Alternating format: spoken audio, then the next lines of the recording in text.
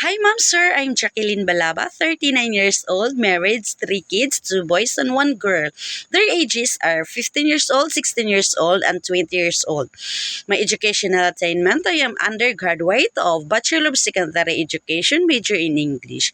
My working experience in Saudi Arabia, I'm taking care a couple with 2 kids and newborn baby. My duties and responsibilities, I am wash the dishes, clean the house, ironing, and laundering, and make a tutorial, especially English tutorial of the kids. I am finished contract in two contract in 4 years.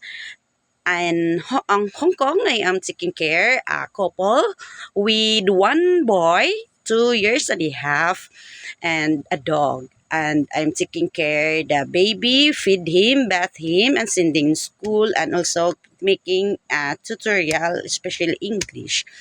And in Philippines, I am taking care a couple as a caregiver, 72 years old both, and I'm monitoring their vital signs, especially the sugar. And if you hired me, ma'am, I promise I will do my best, and I love my job, and I treat your family as my own family.